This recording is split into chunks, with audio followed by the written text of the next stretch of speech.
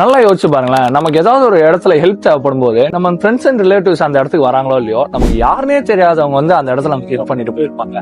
ஒரு ஊர்ல ஒரு அப்பாவும் பையனும் இருக்காங்க. ஒரு நாள் அவங்க 2 பேரும் சேர்ந்து நம்ம சரி இன்னைக்கு ஆடு செஞ்சு சாப்பிடலாம் நம்ம ஃப்ரெண்ட்ஸ் அண்ட் ரிலேட்டிவ்ஸோட அப்படின்னு சொல்லிட்டு ஆடு சமைக்கிறாங்க. அப்பா ஆடு சமைச்சுக்கிட்டே இருக்கும்போது பையன்ட்ட இப்ப போயிட்டு உன் ஃப்ரெண்ட்ஸ் அண்ட் ரிலேட்டிவ்ஸ் எல்லாரையும் கூட்டிட்டு வா, கரெக்டா இருக்கும் நம்ம சாப்பிடலாம் அப்படின்னு சொல்லிட்டு பையனும் அனுப்பி வைக்கிறாரு. பையனும் போறான். வெளியில போனதுக்கு அப்புறம் எங்க வீடு தீப்பிடிச்சு எரியுது அப்படின்னு சொல்லி கத்துறான்.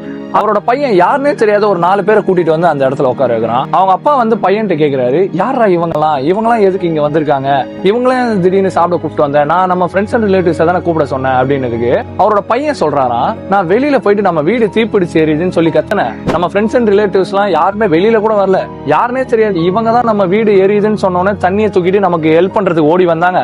அதனால தான் நான் இவங்களை சாப்பிட கூப்பிட்டு வந்தேன். ஏன்னா நமக்கு கஷ்டம்னு வரும்போது நம்ம கூட நிக்கிறவங்க தானப்பா நம்ம ஃப்ரெண்ட்ஸ் அண்ட் ரிலேட்டிவ்ஸ் சொல்லி அந்த பையன் அவங்க அப்பா கிட்ட சொல்றான். இங்கிலீஷ்ல ஒரு ப்ராவர்ப் இருக்கு, a friend in need is a friend indeed.